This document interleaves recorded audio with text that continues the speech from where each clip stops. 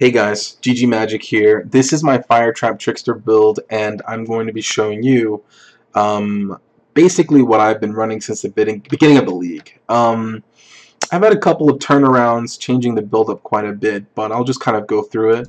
As you can see, we are using Fire Trap and a Searing Touch, which is Fire Trap, Trap and Mind damage, Chance to Ignite, Burning damage, Swift Affliction, and then for our boss damage, LE Focus, Scorching Ray, Burning damage, and Spell Totem. We swap for multiple traps during clear. Then we use Ball Lightning Trap for boss, Flammability, Blasphemy, and Temp Chains for defense and offense, increase crit strikes, Orb of Storms, faster casting, and Flame Dash. So, the things I've tried Flame Surge. Flame Surge self-cast is incredibly mana intensive. It's pretty hard though. You can achieve about 150k to like 300k DPS. Kind of. Now the issue with that is obviously the build is not like this build is not meant to stand still. It gets a lot of its defensive mechanic from running around with phasing, increased evasion, acrobatics, smoke screens, stuff like that. So standing still and literally flame surging on things, it just, at the level of boss life we're dealing with, you probably get more DPS with the Scorching Ray totem, because of the fact you don't have to, like, when you're dodging, the Scorching Ray totem is still hitting, whereas with Flame Surge you have to literally stop what you're doing, like get out of the way, and then continue to Flame Surge. And plus it lowers their fire resistance, giving you more damage to the burner ground and fire traps you'll be throwing as the Scorching Ray is out. So it's a very, like, Scorching Ray is just a very, like, throw it out, leave it there, and you can just do your thing. You don't have to worry about it. You can continue to throw traps, or wait, or get out of the way, whatever. So I kind of prefer this a lot. I mean, at least compared to Flame Surge. I've tried it in Trap. The Trap, it's still a good chunk of damage, but it's not enough to justify it, and neither is self-casting it. So I mean, you guys can try it if you like it. Personally, I'm not a huge fan. Scorching Ray just seems to do a lot better. And then besides that, I'll show you my tree, which we'll go over here. We start like any other trapper, LE damage, and then we'll get these nodes. And we don't actually take Clever Construction because of the buff to traps and mines, removing the requirement for Clever Constructions, meaning they're immune while on the ground and while arming. While activating. So the only time they're vulnerable is during the arming period, which for traps is non-existent. So it's worth taking this on mines. It may be worth taking it on some traps, but most of the time you never need it. So it's actually 3 points saved. It is a solid amount of damage and throwing speed, so it's not worth, or it may be worth taking, but as of right now, I can't even tell the difference. We take the cooldown, life and energy shield, life and mana, AoE, and then AoE at the later levels. But as of right now, we grab this life, fire damage, and AoE, and burning damage. And of course, LE Equilibrium.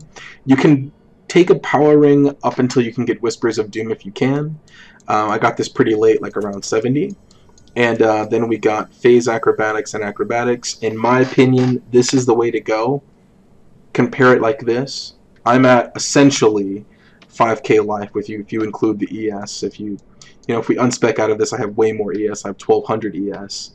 So that's almost 6k or 5.6 or so k.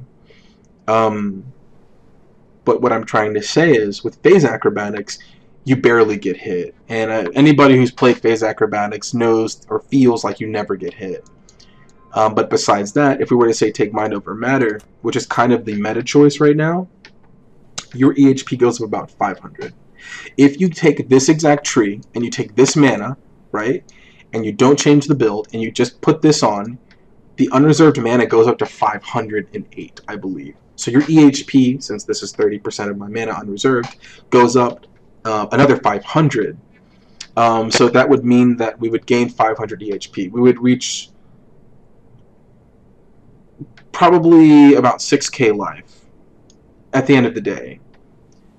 It's not bad, but I don't really like it because this build doesn't have excellent mana. So as you can see, you do run out of mana with this build. It can happen. And anybody who's salty about like using mana or using a mana flask, like, what can I say? It's a trapper build. Traps are expensive. It is what it is. Yeah, but beyond that, I kind of like the way it feels. I'll be showing you guys or there'll be a little gameplay after this showing the Atziri runs I did, which were super clean and easy. With phase acrobatics, your health does drop. Say you get ignited by a flame blast, it happens.